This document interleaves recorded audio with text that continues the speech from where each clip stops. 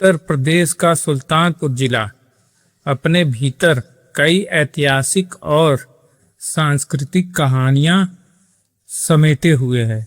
इसी जिले की एक तहसील के अंतर्गत मिश्रपुर गांव आता है। मिश्रपुर गांव की आबो हवा वैसी ही थी जैसी उत्तर प्रदेश के आम गांव की होती है।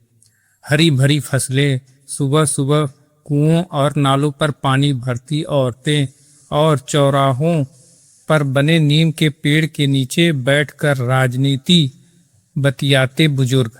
इसी गांव के एक छोर पर रोहन का एक आलीशान पक्का मकान था। रोहन के पिता गांव के सम्मानित जमींदार थे और उनके जाने के बाद खेती किसानी और जमीन जायदाद की पूरी जिम्मेदारी रोहन के कंधों पर आ गई थी। रोहन दिल का बुरा नहीं था, वह सीधा साधा, अपनी फसलों की फिक्र करने वाला और गांव की परंपराओं को मानने वाला एक आम युवक था। ठीक 4 साल पहले रोहन की शादी प्रयागराज, तब के इलाहाबाद की रहने वाली मीनाक्षी से हुई थी। मीनाक्षी जब ब्याह कर मिश्रपुर गांव में आई तो वह गांव की अन्य बहुओं के से बिल्कुल अलग थी। जहां गांव की बहुएं घूंघट के पीछे अपनी दुनिया समेट लेती थी, वहीं मीनाक्षी की आंखों में एक अजीब सी चमक थी। वह पढ़ी लिखी थी, समझदार थी और सबसे बड़ी बात, उसकी आंखों में एक बहुत बड़ा सपना था। वह भारत सरकार या राज्य सरकार के अधीन एक प्रशासनिक अधिकारी बनना चाहती थी। वह समाज की कुरीतियों को बदलना चाहती थी, गरीबों को न्याय दिलाना चाहती थी और अपने माता पिता का नाम रोशन करना चाहती थी। शादी से पहले मीनाक्षी ने इलाहाबाद के कटरा और सलोरी जैसे इलाकों में रहकर 3 साल दिन रात एक करके सिविल सर्विसेज की तैयारी की थी। वह इलाहाबाद की उस तपती धूप और कड़ाके की ठंड में सिर्फ एक कमरे में बंद रहकर लक्ष्मीकांत की पॉलिटी और स्पेक्ट्रम की हिस्ट्री पढ़ा करती थी। लेकिन किस्मत का खेल बड़ा अजीब होता है। उसने 2 बार उत्तर प्रदेश पीसीएस और 1 बार यूपीएससी की परीक्षा दी, लेकिन हर बार वह कभी प्रीलिम्स में तो कभी मेंस में कुछ ही नंबरों से पास करने से रुक जाती थी। जब तीसरी बार भी उसका चयन नहीं हुआ तो उसके मध्यवर्गीय परिवार का सब्र का बांध टूट गया। रिश्तेदार ताने देने लगे, लड़की जवान हो गई है, इलाहाबाद में रहकर कब तक पढ़ाओगे? कल को कोई ऊंच नीच हो गई तो समाज में मुंह दिखाने लायक नहीं रहोगे। अफसर बनना हर किसी के बस की बात नहीं होती है। इन्हीं तानों से तंग आकर मीनाक्षी के पिता ने रोहन के परिवार से बात की और दोनों की शादी पक्की कर दी। मीनाक्षी ने अपने पिता की पगड़ी की खातिर शादी के लिए हाँ तो कह दिया, लेकिन उसने अपने सपनों की आहुति नहीं दी। शादी के वक्त रोहन ने बड़े प्यार से उसका हाथ थामकर कहा था, मीनाक्षी, मुझे तुम्हारी पढ़ाई से कोई ऐतराज नहीं है। तुम घर की जिम्मेदारियों को संभालते हुए जितना पढ़ना चाहो पढ़ सकती हो, मैं तुम्हें कभी नहीं रोकूंगा। रोहन के इन शब्दों ने मीनाक्षी के भीतर एक नई उम्मीद जगा दी थी। उसे लगा था कि उसे एक ऐसा जीवन साथी मिल गया है जो उसके पंखों को काटने की बजाय उन्हें और फैलाएगा। शुरुआती कुछ महीने बहुत अच्छे बीते।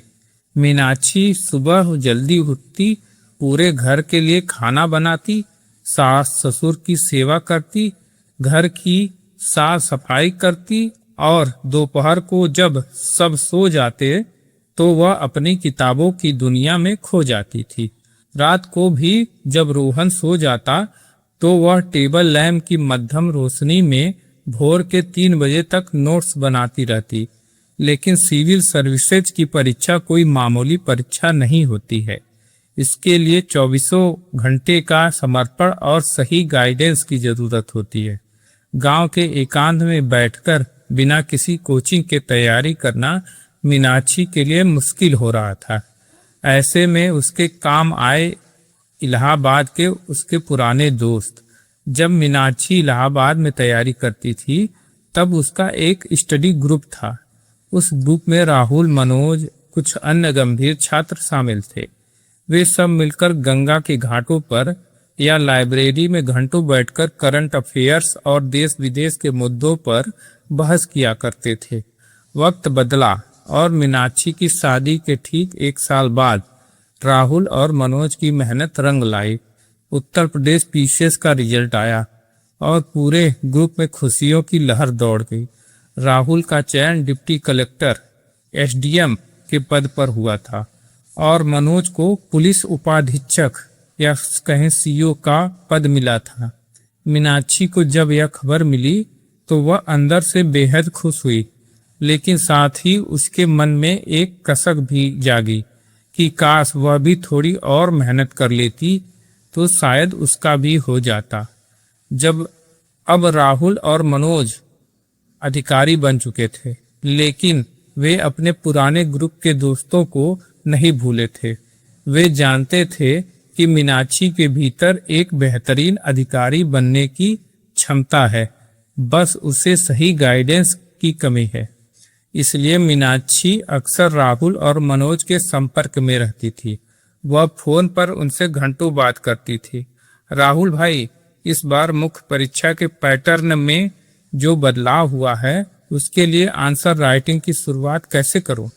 मनोज, मुझे पुलिस प्रशासन और कानून व्यवस्था पर कुछ अच्छे केस स्टडीज चाहिए थे। क्या तुम अपनी ट्रेनिंग के नोट्स मुझसे शेयर कर सकते हो? राहुल और मनोज भी अपनी इस होनहार दोस्त की पूरी मदद करते थे।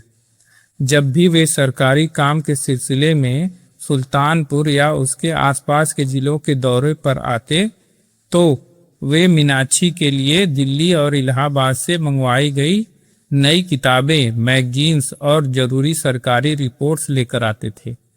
चूंकि वे बड़े अधिकारी थे और गांव के भीतर सरकारी गाड़ियों का आना तमाशा बन जाता था, इसलिए वे अक्सर गांव के बाहर मुख्य हाईवे पर या गांव के मोड़ पर बने एक पुराने मंदिर के पास रुकते और मीनाक्षी को स्टडी मटेरियल सौंप कर चले जाते।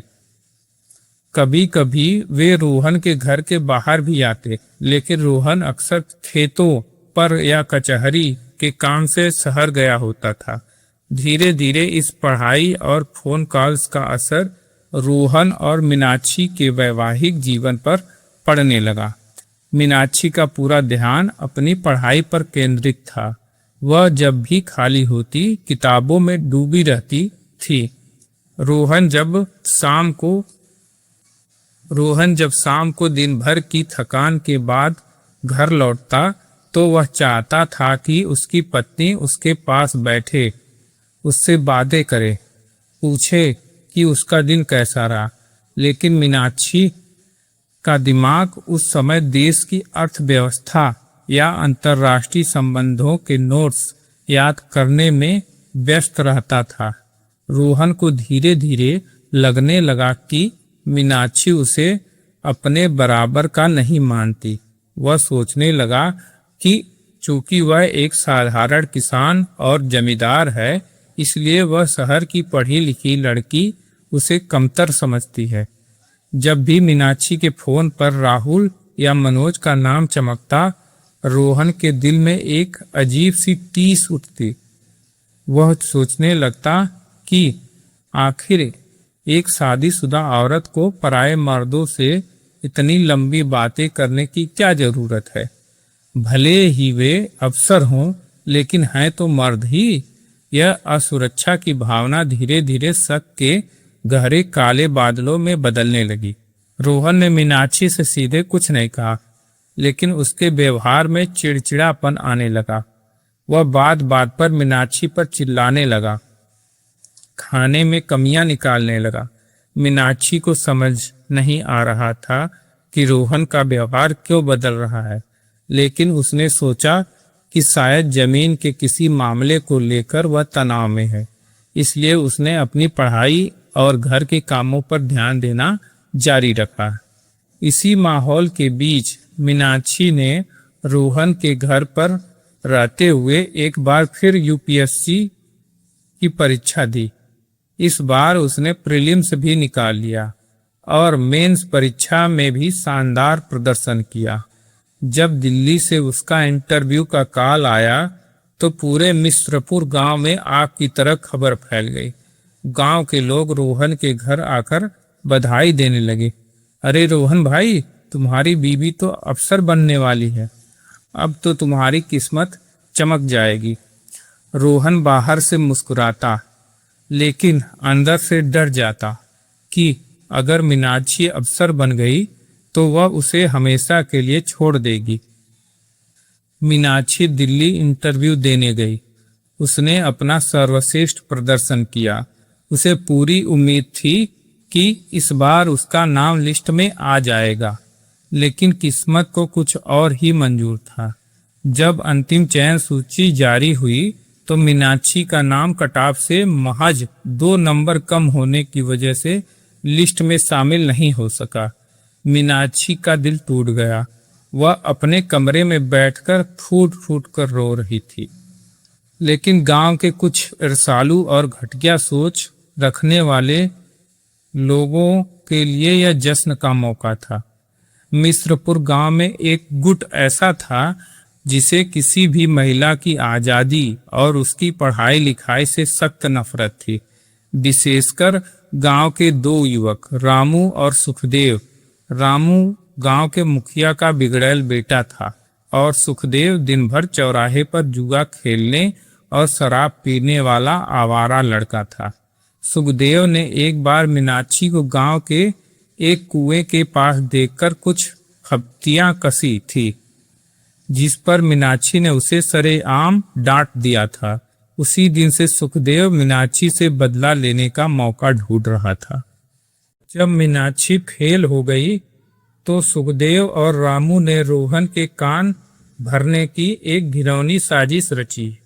एक शाम जब रोहन गांव के चौराहे पर बने शिव मंदिर के चबूतरे पर अकेला बैठा उदास मन से सिगरेट पी रहा था, तब रामू और सुखदेव धीरे से उसके पास आकर बैठ गए। सुखदेव ने एक गहरी सांस ली और कहा, अरे रोहन भाई, बड़े दुख की बात है कि भाभी जी का सिलेक्शन नहीं हुआ, लेकिन सच कहें भाई तो अच्छा ही हुआ। अगर वो अफसर बन जाती तो तुम्हारे हाथ से ही निकल जाती।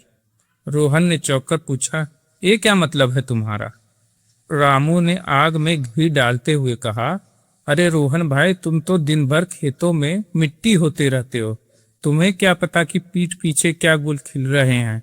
यह जो भाभी जी दिल्ली और इलाहाबाद के अफसरों के नाम पर फोन पर रात रात भर बातें करती हैं, क्या तुम्हें सचमुच लगता है कि वे सिर्फ पढ़ाई की बातें हैं?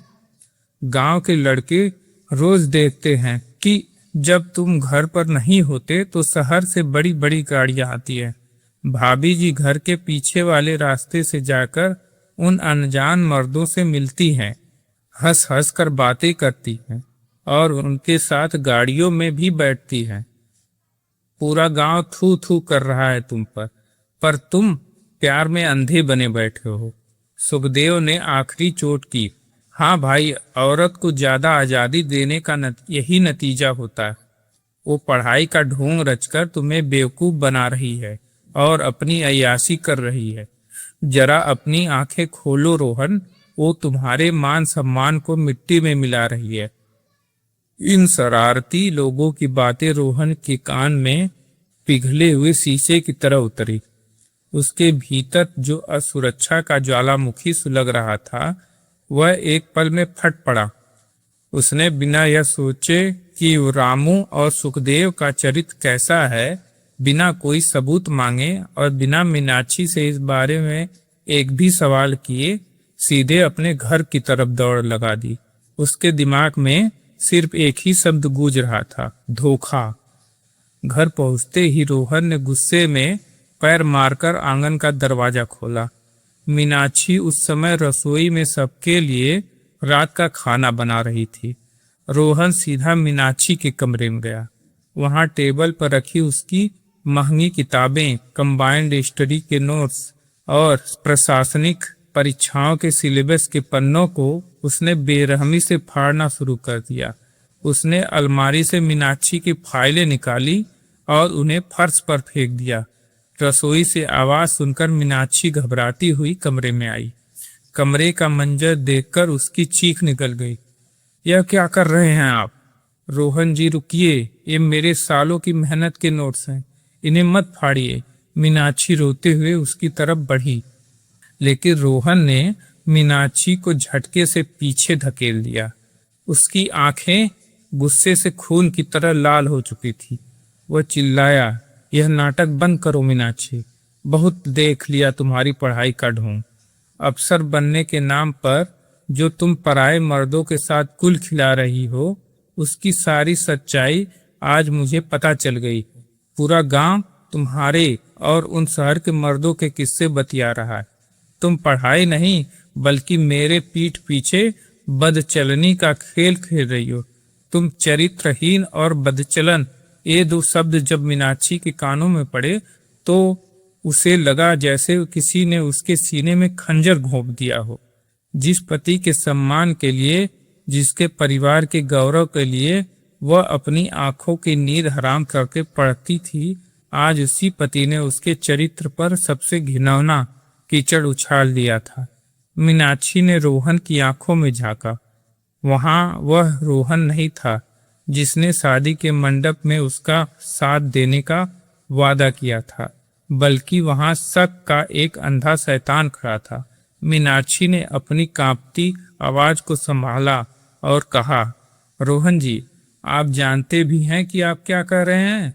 वो मेरे दोस्त हैं, राहुल और मनोज, जो अफसर बन चुके हैं। मैं सिर्फ उनसे गाइडेंस लेती हूँ। चुप रहो, रोहन ने चिल्लाकर उसका हाथ पकड़ा और उसे घसीटते हुए मुख्य दरवाजे की तरफ ले गया। मुझे तुम्हारी कोई झूठी सफाई नहीं सुननी। तुम्हारे जैसे कलंक को मैं अपने घर में एक पल भी नहीं रख सकता। निकल जाओ मेरे घर से। अपनी इन किताबों और अपने उन अफसर दोस्तों के पास चली जाओ। मेरे दरवाजे तुम्हारे लिए हमेशा के लिए बंद हैं।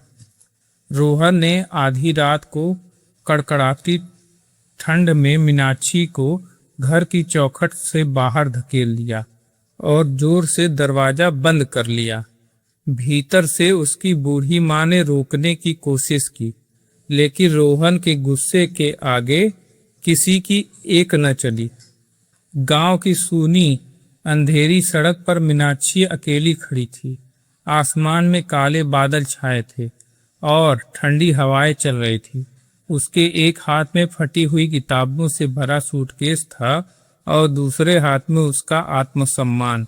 वह चाहती तो जोर जोर से दरवाजा पीट सकती थी, गांव वालों को इकट्ठा करके पंचायत बुला सकती थी, या रोहन के पैर पकड़कर अपनी बेगुनाही की भीख मांग सकती थी।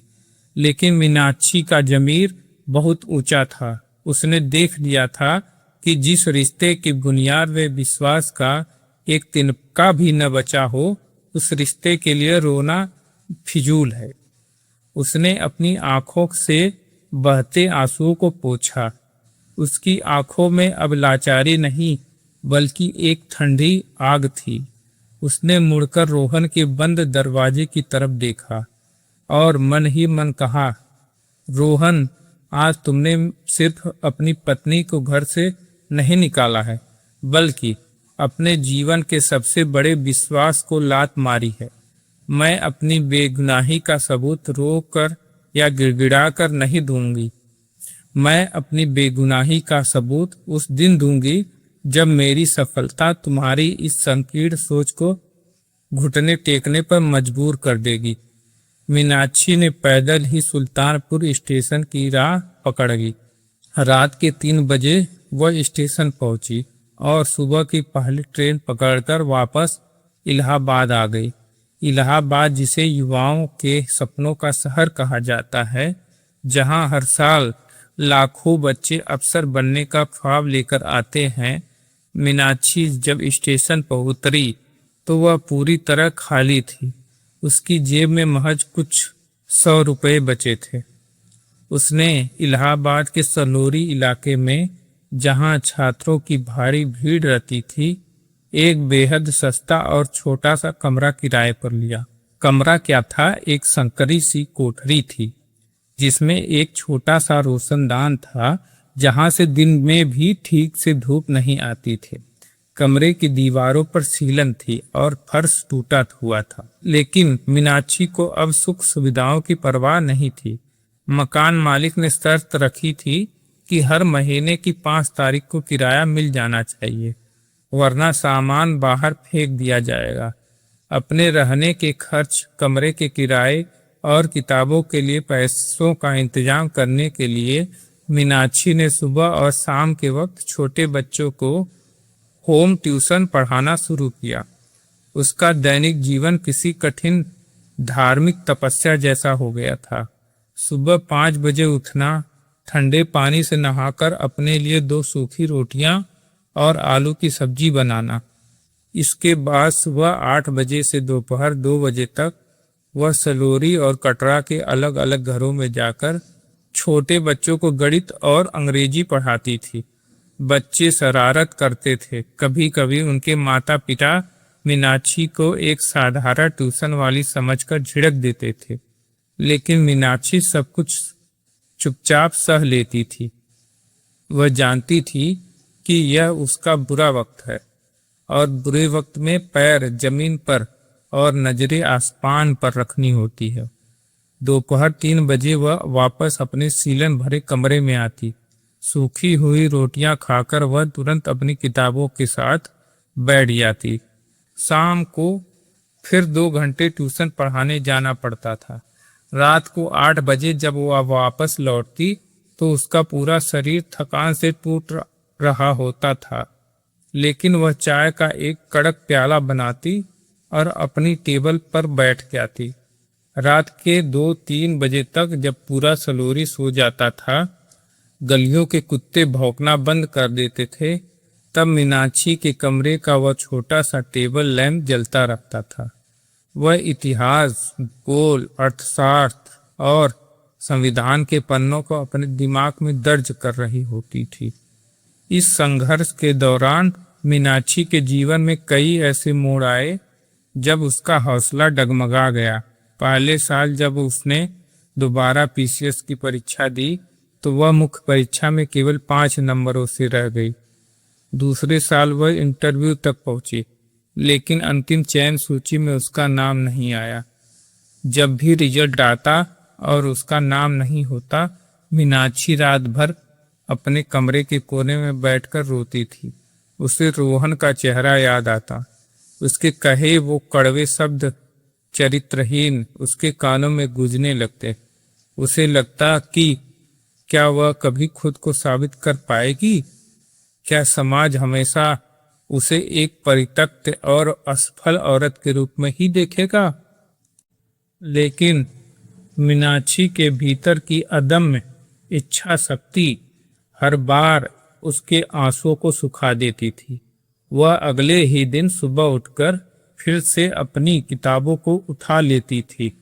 इधर सुल्तानपुर के मिश्रपुर गांव में समय का पहिया घूम रहा था। मीनाक्षी को घर से निकाले लगभग 2 साल बीत चुके थे।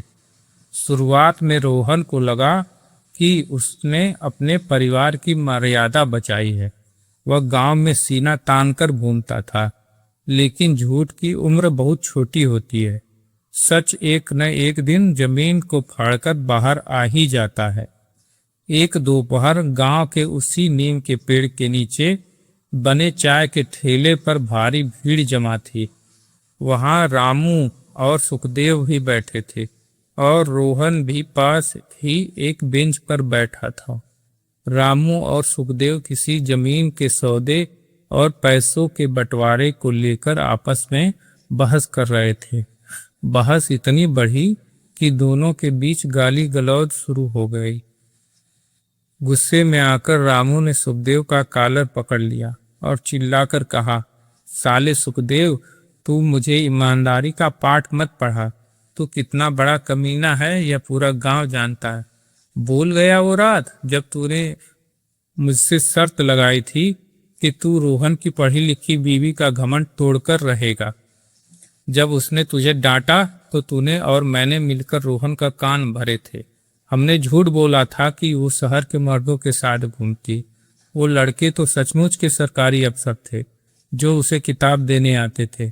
हमने तो रोहन को ऐसा उल्लू बनाया कि उसने अपनी लक्ष्मी जैसी बीवी को बिना कसूर के ही घर से बाहर निकाल दिया। और आज तू मुझसे वफादारी की बात करता है। यह सुनना था कि वहां बैठे पूरे गांव के लोगों के होश उड़ गए।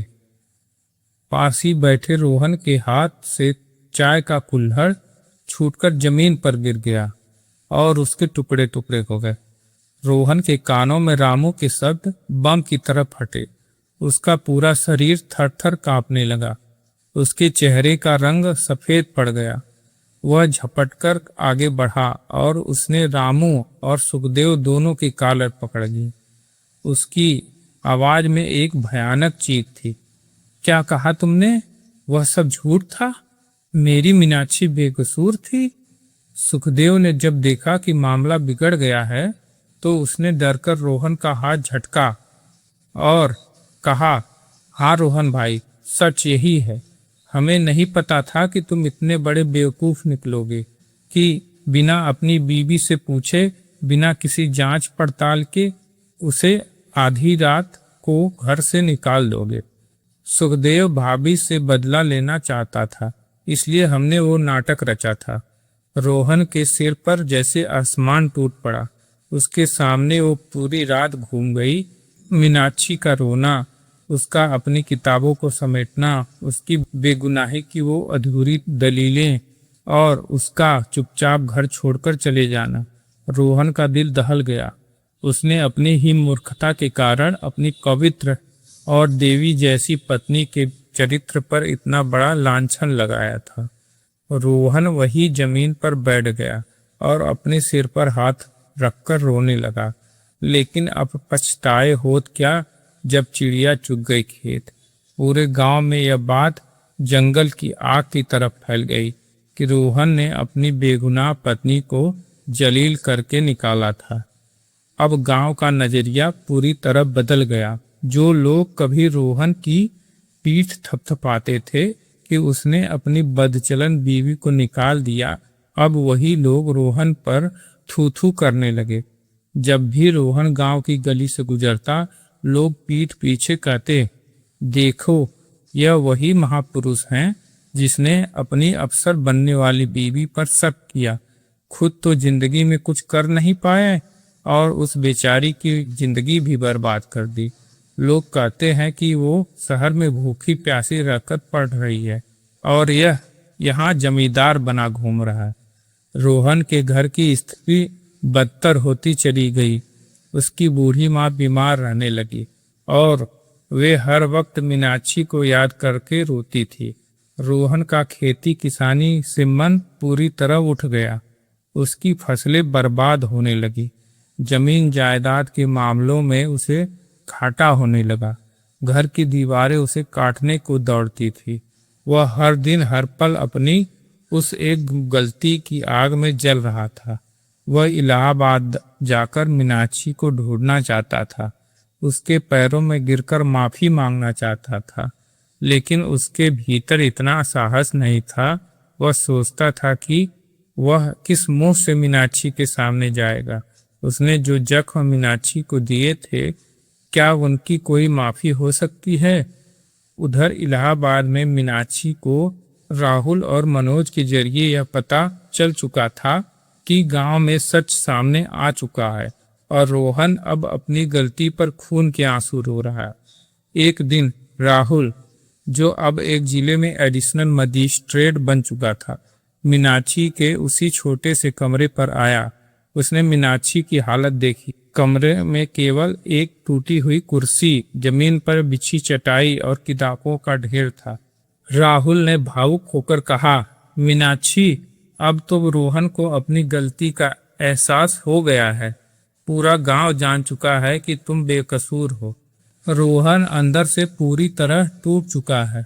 मुझे लगता है कि तुम्हें अब अपना स्वाभिमान छोड़कर वापस लौट जाना चाहिए। एक औरत के लिए समाज में अकेले रहना बहुत मुश्किल है। मीनाक्षी ने अपनी किताबों से नजरें हटाई। उसकी आंखों में एक अजीब सा ठहराव था। उसने बहुत ही शांत लेकिन दृढ़ आवाज में कहा, नहीं राहुल भाई, अगर मैं आज सिर्फ इसलिए वापस लौट गई क्योंकि रोहन को अपनी गलती का एहसास हो गया है, तो यह मेरी हार होगी। समाज सोचेगा कि एक औरत के पास कोई विकल्प नहीं था, इसलिए वह वापस आ गई।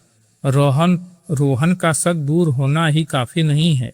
उसने जिस रूढ़िवादी सोच और समाज के चार लफंगों की बातों में आकर मुझे निकाला था, उस सोच का पूरी तरह से नष्ट होना जरूरी है।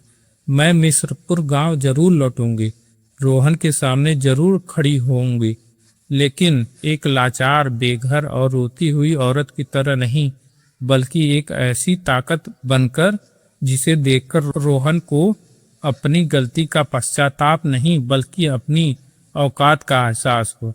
मीनाक्षी की इस बात ने राहुल को खामोश कर दिया। वह समझ गया कि इस औरत के इरादों को डिगाना नामुमकिन है।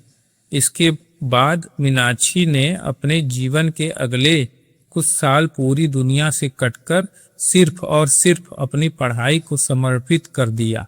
देखते देखते 10 साल का एक लंबा और थका देने वाला समय बीत गया।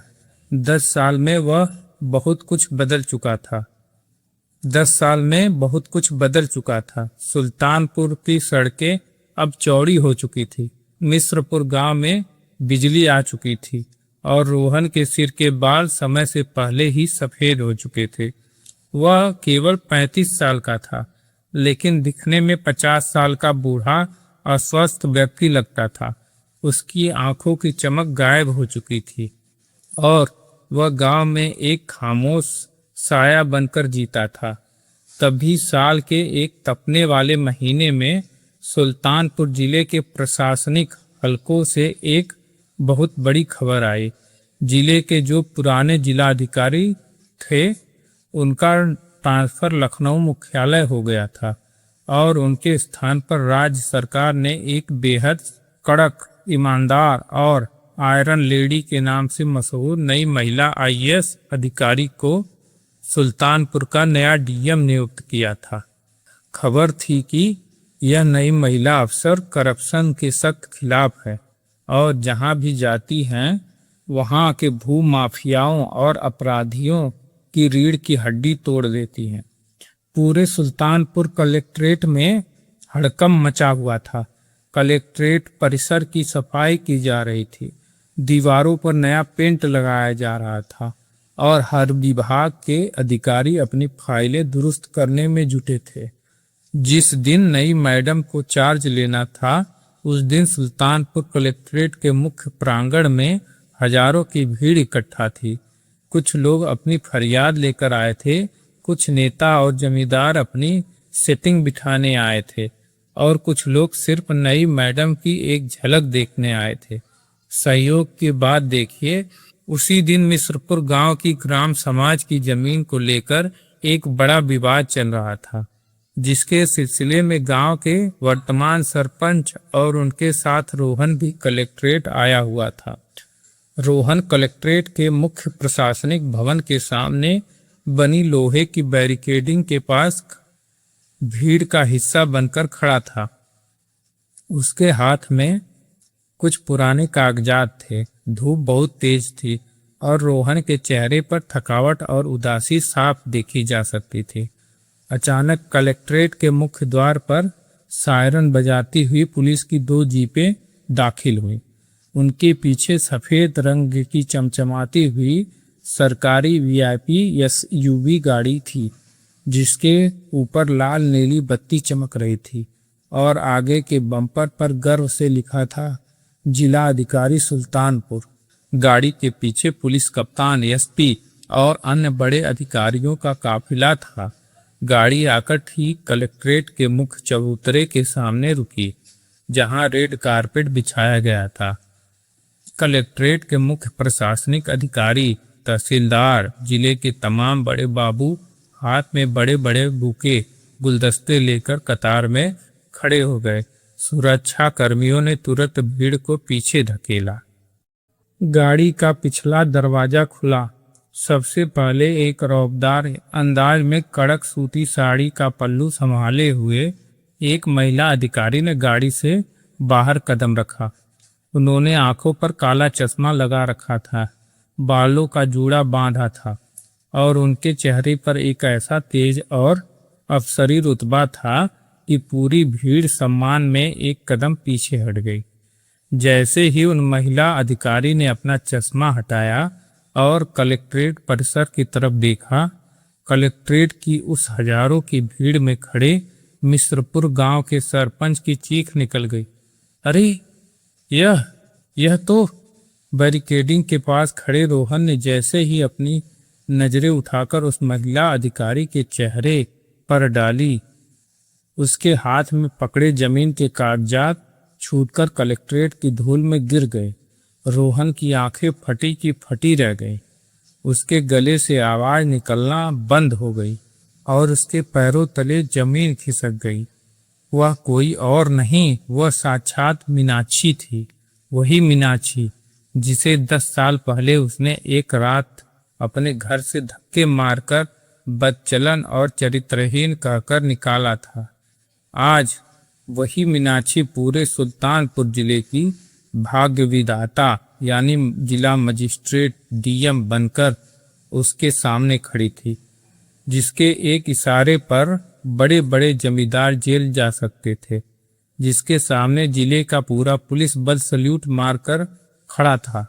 गांव के अन्य लोग जो वहां मौजूद थे वे आपस में कानाफूसी करने लगे। अरे देखो रे, यह तो रोहन की मेहरारू है, यह तो सचमुच अफसर बन गई। हे भगवान, रोहन ने क्या गजब ढा दिया था। जिसे घर से निकाला वो आज पूरे जिले के मालिक है। अब तो रोहन की खैर नहीं, मैडम चुन चुन कर बदला लेगी। रोहन का पूरा शरीर पसीने से तरबतर हो गया। उसके दिमाग में 10 साल पहले की वह कड़कड़ाती ठंड की रात गूंजने लगी, जहां उसने मीनाक्षी की किताबों को फाड़ा था, उसे चरित्रहीन कहा था। उसे अपनी औकात और मीनाक्षी के उस गगनचुंबी कद के बीच का अंतर साफ दिखाई दे रहा था। वह आत्मग्लानि, शर्म और डर के मारे पूरी तरह टूट गया। उसकी आंखों से आंसू की धारा बहने लगी। वह भीड़ में पीछे छिपने की कोशिश करने लगा ताकि मीनाक्षी की नजर उस पर न पड़े। वह इस काबिल नहीं था कि अपनी अफसर पत्नी से आंखें मिला सके, लेकिन मीनाक्षी जो अब एक अनुभवी आईएएस अधिकारी बन चुकी थी, उसकी पारखी और तेज नजरों से कुछ भी छिपाना मुमकिन नहीं था। उसने कलेक्ट्रेट की फाइलों पर दस्तखत करने से पहले भीड़ की तरफ एक निगाह दौड़ाई और बैरिकेडिंग के पीछे रो रहे सफेद बालों वाले उस थके हुए इंसान को पहचान लिया जो कभी उसका पति था। मीनाक्षी ने अपने पास खड़े पुलिस कप्तान एसपी की तरफ देखा और बहुत ही शांत लेकिन गंभीर आवाज में कहा, कप्तान साहब, जरा उस बैरिकेडिंग के पास जो सज्जन रो रहे हैं, जिनके कागजात जमीन पर गिरे हैं, उन्हें पूरे सम्मान के साथ यहाँ चबूतरे पर लेकर आइए। कप्तान साहब ने तुरंत अपने मातहतों को इशारा किया। 2 सब इंस्पेक्टर गए और भीड़ को हटाते हुए रोहन को आदर के साथ कलेक्ट्रेट के मुख्य चबूतरे पर मीनाक्षी के ठीक सामने ले आए। पूरे कलेक्ट्रेट परिसर में मौत का सा सन्नाटा छा गया।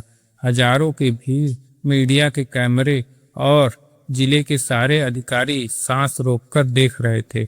सबको लग रहा था कि आज सुल्तानपुर की नई डीएम अपने अतीत का अपमान का एक भयानक बदला लेंगे।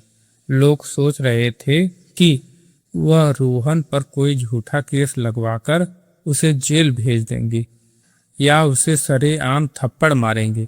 एक जिला अधिकारी के पास किसी की भी जिंदगी बर्बाद करने की असीमित ताकत होती है। रोहन मीनाक्षी के सामने खड़ा था। उसका सिर शर्म से इस कदर झुका था कि वह मीनाक्षी के जूतों से ऊपर अपनी नजरें नहीं उठा पा रहा था। वह थर-थर कांप रहा था। आखिरकार उसके भीतर का पश्चाताप का बांध टूट गया। रोहन सरेआम हजारों की भीड़ और कैमरों के सामने मीनाक्षी के पैरों में गिर पड़ा। वह फूट फूट कर रोने लगा। उसकी सिसकियां पूरे परिसर में गूंजने लगी। उसने कांपती और रुआंसी आवाज में कहा, मीनाक्षी, मुझे सजा दे दो। मैं एक कीड़ा हूँ, मैं पापी हूँ। मैंने 10 साल पहले बिना सोचे समझे गांव के चंद कमीनों की बातों में आकर तुम्हारी पवित्रता पर कीचड़ उछाला था। मैंने तुम्हारी किताबों को फाड़ा था, तुम्हें घर से निकाला था। आज मैं तुम्हारे सामने एक मुजरिम की तरह खड़ा हूं। मुझे जेल भेज दो, मेरी सारी जमीन जब्त कर लो, मुझे जो सजा देनी है दे दो, लेकिन अपनी इन आंखों में मेरे लिए जो नफरत है उसे खत्म कर दो। मैं अपनी ही नजरों में रोज मर रहा हूँ। कलेक्ट्रेट की भीड़ थमी हुई थी। हर कोई मीनाक्षी के चेहरे के भाव को पढ़ रहा था। मीनाक्षी ने एक गहरी सांस ली। उसने अपनी आंखों में आए एक छोटे से आंसू के कतरे को बड़ी ही शालीनता से छुपाया। वह 2 कदम आगे बढ़ी। उसने झुककर रोहन के हाथों को पकड़ा और उन्हें ऊपर उठाया। उसके चेहरे पर न तो कोई अहंकार था, न कोई गुस्सा और न ही कोई बदले की भावना। मीनाक्षी ने कलेक्ट्रेट के माइक को अपने पास किया ताकि उसकी आवाज पूरी भीड़ और पूरे सुल्तानपुर तक पहुंचे। उसने गंभीर और गूंजती हुई आवाज में कहा, उठिए रोहन जी, इस कलेक्ट्रेट के प्रांगण में हजारों लोग के सामने आपको इस तरह घुटने टेकने की या रोने की कोई आवश्यकता नहीं है। 10 साल पहले जब मैं इस जिले की सीमा पार करके इलाहाबाद जा रही थी तो मेरे पास केवल एक जोड़ी कपड़े, कुछ फटी हुई किताबें और मेरा आत्मसम्मान था। उस रात मेरे मन में भी बहुत गुस्सा था, बहुत दर्द था। आज मैं इस जिले की जिलाधिकारी हूँ। मेरे पास इतनी ताकत है कि मैं एक इशारे पर आपको उन लोगों को जिन्होंने मेरे खिलाफ साजिश रची थी तबाह कर सकती हूँ। मीनाक्षी थोड़ा रुकी। उसने भीड़ में खड़े मिश्रपुर गांव के उन लोगों की तरफ देखा जो डर के मारे कांप रहे थे। उसने फिर कहना शुरू किया, लेकिन मेरी माँ ने मुझे बचपन में एक बात सिखाई थी जो प्रशासनिक सेवाओं की किसी किताब में नहीं लिखी होती है। जीवन की सबसे बड़ी और गौरवशाली जीत बदला लेना नहीं बल्कि क्षमा करना है। बदला उस इंसान को उसी के स्तर पर गिरा देता है जिसने उसे चोट पहुंचाई थी, लेकिन क्षमा इंसान को उस नफरत की दलदल से बहुत ऊपर उठा देती है। रोहन जी, मैंने आपको और मिश्रपुर गांव के हर उस शख्स को बहुत साल पहले ही माफ कर दिया था। यह सुनते ही रोहन ने अचरज से मीनाक्षी की तरफ देखा। उसकी आंखों से आंसू थम नहीं रहे थे। मीनाक्षी ने मुस्कुराते हुए कहा, हाँ, मैंने माफ कर दिया था, क्योंकि अगर उस रात आपने शक के घेरे में आकर मुझे उस घर से न निकाला होता, अगर आपने मेरे नोट्स न फाड़े होते, तो शायद मैं आज भी मिश्रपुर के गांव की रसोई में घूंघट काढ़े खाना बना रही होती। आपकी उस ठोकर ने, उस अपमान ने मेरे भीतर सोई हुई उस चिंगारी को एक ज्वालामुखी बना दिया। अगर आज मैं इस जिले की सर्वोच्च कुर्सी पर बैठी हूँ तो कहीं न कहीं उसमें आपके द्वारा दिए गए उस दर्द का भी योगदान है। उस दर्द ने ही मुझे तपाकर सोना बनाया है। इसलिए मैं आज आपसे कोई बदला नहीं लेना चाहती। मैं चाहती हूँ कि आप सम्मान के साथ अपने घर जाएं और अपनी जिंदगी को नए सिरे से जिएं। मीनाक्षी के मुंह से क्षमा के एक महान शब्द सुनकर रोहन का बचा खुचा अहंकार और रूढ़िवादी सोच का किला ताश के पत्तों की तरह ढह गया। वह रोते हुए समझ गया कि जिस औरत को उसने कमजोर और चरित्रहीन कहा था, उसका दिल आसमान से भी ज्यादा बड़ा है। कलेक्ट्रेट परिसर में मौजूद हजारों की भीड़ ने अचरज और सम्मान में एक साथ तालियां बजाना शुरू कर दिया। पूरा परिसर मीनाक्षी मैडम जिंदाबाद के नारों से गूंज उठा।